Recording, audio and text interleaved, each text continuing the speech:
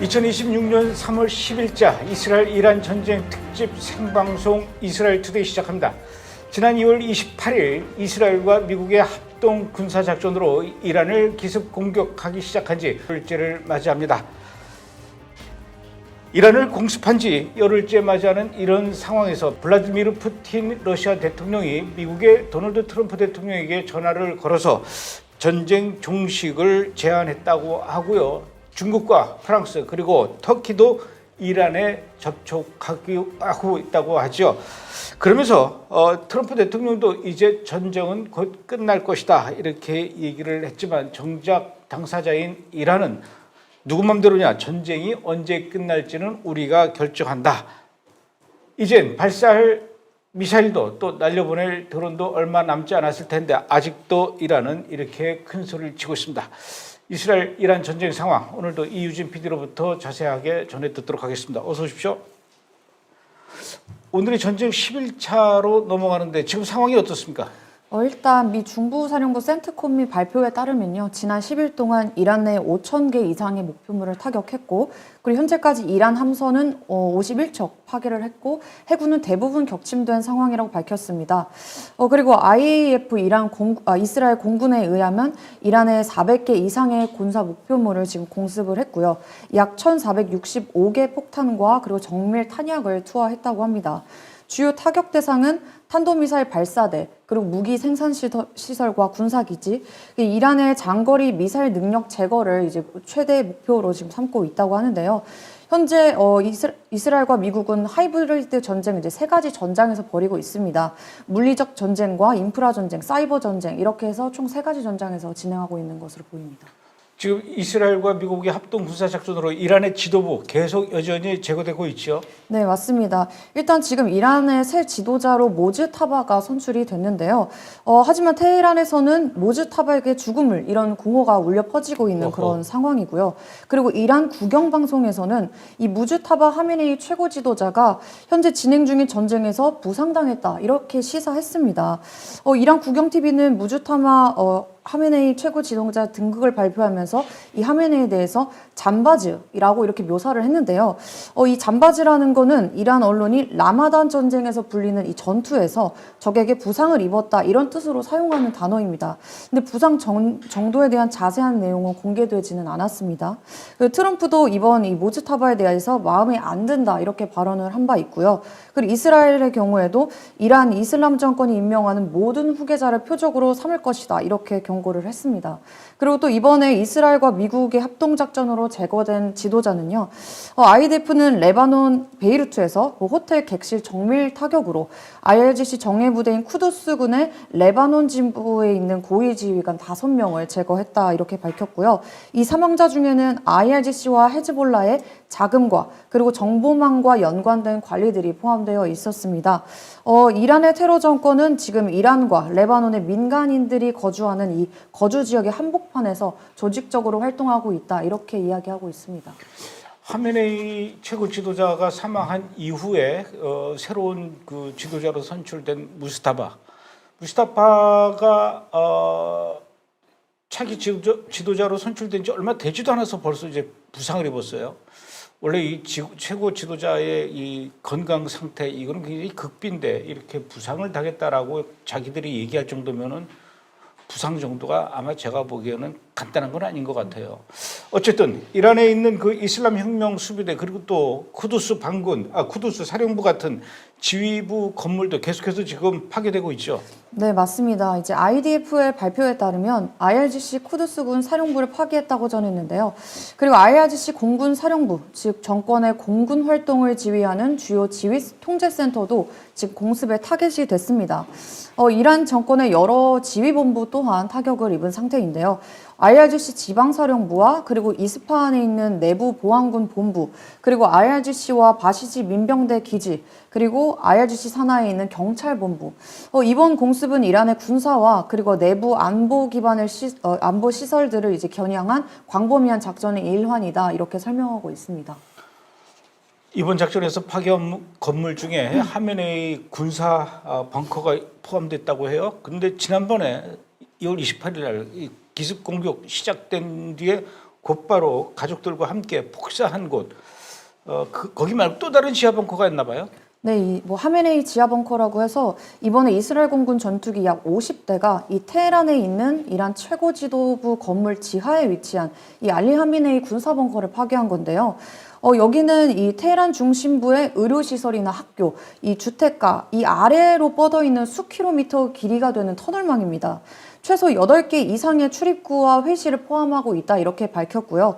이 해당 시설이 이란 지도부의 중앙 본부 역할을 했다라고 하고 그리고 이 벙커를 파괴하는 게 이란의 지휘 통제 능력을 더욱 약화시킬 것이다 이렇게 IDF 측에서 이야기하고 있습니다. 뿐만 아니라 이슬람 혁명 수비대가 관리 운영하고 있는 항공우주사령부라는 데가 있나 봐요. 그것하고 또 탄약고도 지금 이번에 많이 폭격됐어요. 그죠? 네, 맞습니다. 이제 IDF는 테헤란 중심부에 위치한 탄약고 50곳과 함께 그리고 위성과 미사일 프로그램과 연관되어 있는 이 IRGC 항공우주군 사령부를 공격했다 이렇게 밝혔습니다. 해당 사령부는 이란 공군의 주요 지휘통제센터 역할을 했고요. 탄도미사일 부대와 드론 시스템 그리고 기타 부대들을 지휘하는 그런 곳이었습니다. 또한 이스라엘과 주변 국가들에 대한 공격 계획을 수립을 하고 그리고 작전 상황을 파악하는 그런 책임도 있었는데요. 이뿐만 아니라 인공위성 발사에 사용되는 그런 시설이기도 했습니다. 향후 이란이 우주로 발사해서 미국을 타격할 수 있는 핵무기 개발 시도에 활용될 그런 가능성이 있는 곳이라고 이야기를 합니다. 제가 생각하기에도 제일 급한 게 물론 이제 2월 28일 날 공격 시작할 때부터도 계속 그래왔지만 이스라엘 쪽하고 그다음에 중동 아랍 주변 국가들한테도 계속 지금 미사일을 발사하고 있단 말이에요. 이 탄도미사일 발사대하고 미사일 생산 시설 여기 아직도 남아 있는 것 같은데 이거 빨리 어떻게 파괴해야 되는 거 아닙니까? 네, 안 그래도 계속해서 파괴하고 있는데요. 이스라엘 공군은 탄도미사일 발사대와 그리고 추가 무기 생산 시설을 포함해서 400군데 이상의 군사 기반 시설 목표물 여기에다 이제 다수의 무기를 투하하는 그런 대규모 공습을 이번에 완료했다 이렇게 전했습니다. 지금까지 발사대와 방공 시스템 그리고 무기 저장 시설들을 이걸 목표로 해서 약 190회의 공습을 수행했다고 전했는데요. 현재 이란의 발사대 70% 이상이 파괴된 것으로 확인되고 있습니다. 그리고 추가 공격 대상에는 파르친과 샤루르드에 위치한 주요 탄도미사일 생산 시설 2곳이 포함되고 있고요. 그리고 이스라엘 공군 전투기 80대 이상이 테헤란과 이란 중부에 있는 이란 정권의 주요 군사 기반 시설을 공격했습니다. 이 공격 목표에는 이란 혁명 수비대 IRGC의 장교 훈련, 그리고 집결지로 사용되는 이맘 호세인 군사대학이 있고요. 그리고 탄도미사일 저장 시설, 그리고 지하 미사일 지휘 시설, 그리고 이란 서부와 중부에 위치한 이스라엘을 겨냥하고 있는 미사일 발사대. 그리고 이번 공격으로 인해서 이란 정권이 이스라엘 민간인을 향해서 공격하는 그 능력이 매우 약화됐다 이렇게 전하고 있습니다. 이뿐만 아니라 테헤란의 상징적인 아자디 광장 인근에 있는 군사기지에도 대규모 공습이 가해졌다고 하고요. 코나라크 기지와 반다르 아바스는 현재 심각하게 파괴된 모습을 보이고 있습니다. 마지막으로 방공 상황실도 해체된 상황인데요. IDF는 이 IRGC의 공중 상황 평가와 그리고 이란의 영공 방어를 담당하는 이 방공 상황실도 이번에 해체했다 이렇게 밝히고 있습니다. 그런데 이번에 그 이스라엘 공습 그 중에 이란의 석유 저장 탱크 30개가 포함되어 있어서 거길 아주 그냥 파괴해서 시뻘겋고 시꺼먼 불길과 연기가 이렇게 막 피오르는 걸 화면으로 봤는데 그것 때문에 아마 미국도 지금 굉장히 곤란해하고 있다, 난처해하고 있다, 막 이렇게 좀 황당해하고 있다 이러고 있어요. 이란에 어디에 있는 그 이 석유 저장 탱크였습니까? 이란 수도 이 테헤란에 있는 IRGC가 사용하던 연료 저장 시설들을 공습한 건데요. 이 시설들은 이란의 군사기지와 그리고 무기 생산 시설에 연료를 공급하는 곳으로 알려져 있습니다. 현지 보도에 따르면 공습을 받은 뒤에 테헤란 남쪽의 레이 석유 저장소에서는 밤새 큰 화재가 이어졌다 이렇게 또 밝혔고요. 또 외신과 반정부 매체들은 이번 공격으로 석유 저장 탱크와 관련 시설 최대 30곳이 타격을 받은 것으로 보인다고 전했습니다. 전문가들은 이번 공격이 단순히 석유 시설을 노린 게 아니라 이란 군대와 무기 생산에 필요한 연료 공급망을 끊기 위한 전략적 타격이었다 이렇게 분석하고 있습니다. 실제로 이란 의회인 의장인 갈리바프도 이번 충돌로 인해서 이란의 석유 생산과 수출이 큰 위협을 받고 있다 이렇게 인정을 하면서 이란이 석유 판매는 물론이고 지금 생산량 유지조차 어려워하고 있는 상황이다 이렇게 전했습니다. 그나저나 그 이란이 갖고 있는 고농축 우라늄 작년에 6월달에 이란을 공습할 때도 그걸 못 찾아냈어요. 그 공습하기 전에 아마 미리 빼돌렸다 이렇게 좀 생각들을 하고 있는 것 같은데 한 400kg이 넘는다 그래요. 고농축 우라늄. 이걸 이번에는 반드시 찾아서 처리해야 된다 이런 좀 목표들을 갖고 있는데 근데 이걸 어디다 빼돌렸는지 그 위치나 알고는 있는 것 같습니까? 미국이나 이스라엘이? 뭐 일단 아직 정확하게 발표된 바는 없지만 이번에 또 뭐 특수부대 파견을 검토 중이다 이렇게 이야기하는 거 봐서 솔직히 이미 알고 있는 상황이긴 한 것 같습니다. 현재 미국과 이스라엘이 이란의 우라늄 이 비축량을 제거하기 위해서 여러 군사 옵션을 검토하고 있는 중인데요. 이 중에 있는 게 이제 공습뿐만 아니라 특수 작전 부대까지 투입해서 직접 확보하거나 아니면 제거하는 그런 방안까지 포함된 것으로 전해졌습니다. 네, 전문가들은 이란이 보유한 정도의 이 우라늄 농축량이면 불과 몇 주 안에 최대 11개의 핵폭탄을 제조하기 충분한 양일 수 있다. 이렇게 분석하고 있는데요. 만약 이 우라늄이 그대로 지금 남아있는 상태라면 이란이 짧은 시간 안에 핵무기 개발 단계로 넘어갈 수 있는 상황이다. 이렇게 경고하고 있습니다. 제가 그 전문가한테 얘기를 들어보니까요. 그 지금 고농축 우라늄이 한 25kg 정도로 이렇게 분할해서 지금 보관돼 있을 거다. 25kg의 고농축 우라늄이라 그러면은 그 잠수부들이 이렇게 등에다 메고 들어가는 산수통 있잖아요. 그 정도 사이즈 될 거다 이렇게 얘기를 하니까 굉장히 작은 거예요. 근데 그걸 어디다 숨겨놨으니까 일단 미국이나 이스라엘은 어디 있는지 분명히 알고 있는 것 같은데 얘기를 안 한다 이거죠. 알고 있는 것 같아요. 알고 있는 것 같아요. 근데 얘기를 안 한다 이거죠. 이준 PD도 어디 있는지 알죠. 네, 하지만 얘기를 안 할 뿐.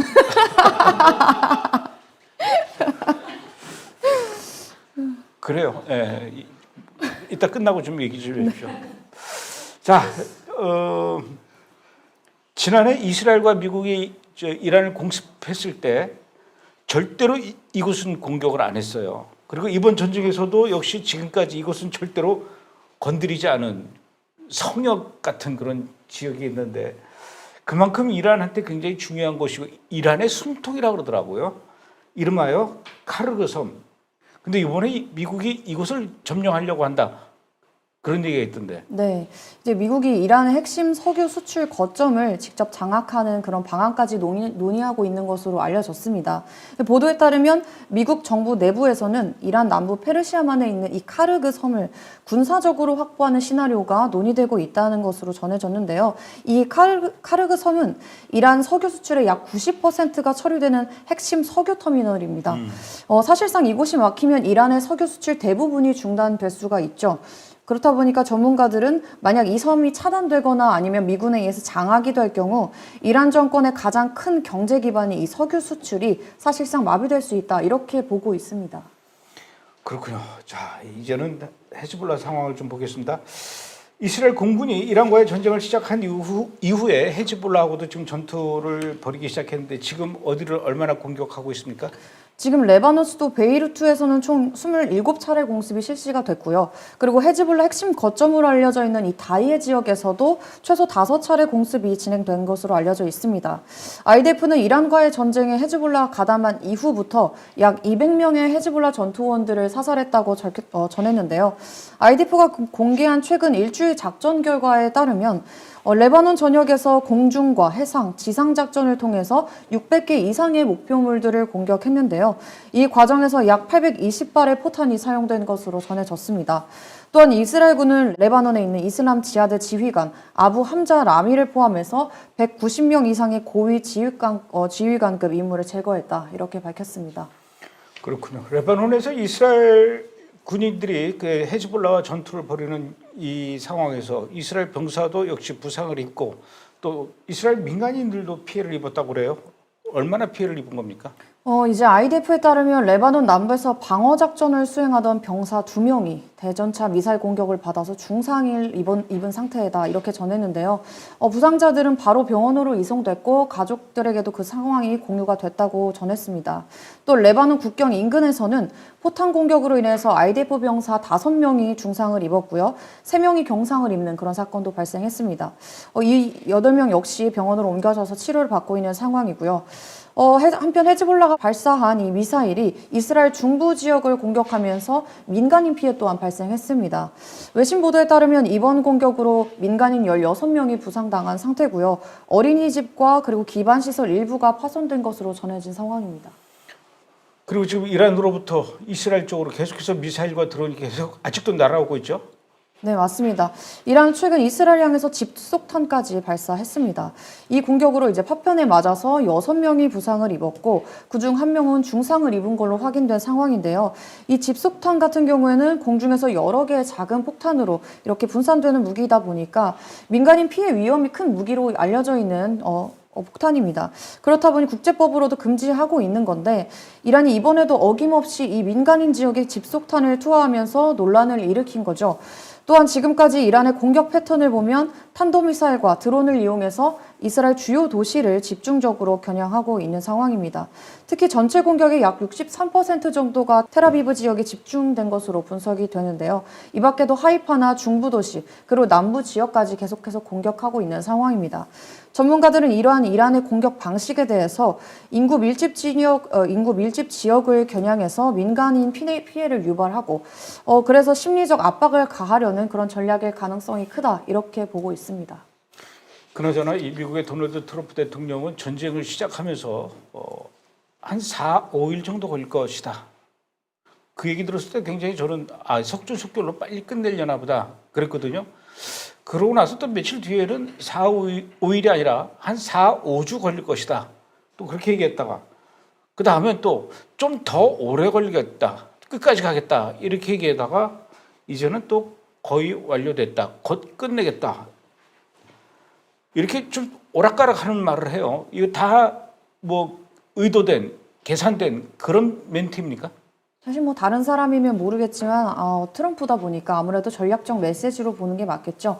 현재 상황 같은 경우만 봐도 이제 지금 국제 유가 문제가 있다 보니까 이란 전쟁과 그리고 이란의 언론 플레이 그리고 유조선 물류 문제들 여러 가지가 이렇게 얽혀서 국제 유가가 배럴당 120달러 가까이까지 급등을 최근까지 했었는데 하지만 이번에 이 트럼프 대통령이 전쟁이 곧 끝날 수도 있다 이런 발언도 했고 그리고 주요 7개국 G7이 비축유, 이 방출을 논의를 하자마자 유가가 바로 또 80달러대 수준까지 급락을 했습니다.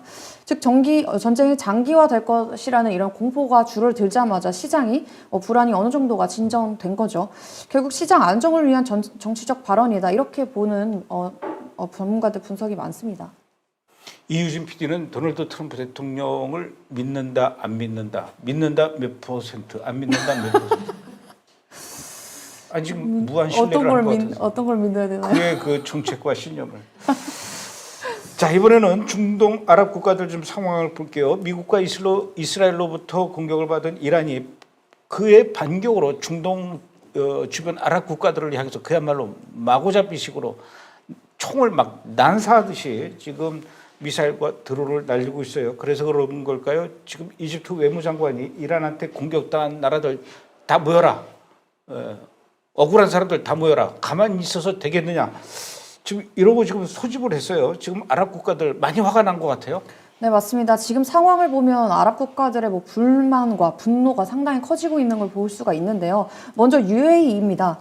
두바이와 아부다비 일대에서는 지금까지 1,400건이 넘는 공격 경보가 발생했고요. 약 190발의 탄도미사일과 900대 이상의 드론 공격이 보고가 됐습니다.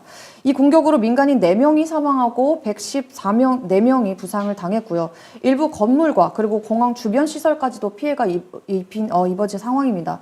이 때문에 UAE 대통령은 공개적으로 이번에 이란을 적이다 이렇게 표현을 했는데요. 사실 이건 평소 이란에 대해서 신중한 표현을 써왔던 UAE로서는 매우 이례적인 발언이다 이런 평가가 나옵니다. 이뿐만 아니라 바레인에서도 피해가 발생했습니다. 이러한 드론 공격으로 인해서 어린이를 포함해 32명이 부상당했고요. 바레인 방공망은 지금까지 미사일 102발과 그리고 드론 173대를 요격했다 이렇게 밝혔습니다. 쿠웨이트 역시 마찬가지인데요. 이란 드론 공격을 받아서 공항과 그리고 고층 건물 인근에서 폭발과 화재가 발생했고 군인 2명이 사망했습니다. 이라크 북부 에르빌 국제공항에서도 이란의 공격 여파로 보안 요원 1명이 사망하고 그리고 공항 직원 1명이 부상당한 것으로 전해졌습니다. 또 UAE 석유 시설이 이란 파편에 의해서 미사일 파편에 의해서 손상되는 피해도 보고가 됐고요. 그리고 카타르와 사우디아라비아 그리고 오만에서도 공항 운영 제한이나 그리고 방공 대응 등 긴장이 계속해서 이어지고 있는 상황입니다. 심지어 중동 바뀐 코카서스 지역의 아제르바이잔까지 드론 공격을 받아서 현재 부상자가 발생했다. 이런 보도도 나오고 있는데요. 이처럼 피해가 여러 국가로 계속해서 확산이 되자 이집트 외무장관은 사실상 아랍연합 논의까지 지금 촉구한 상황입니다.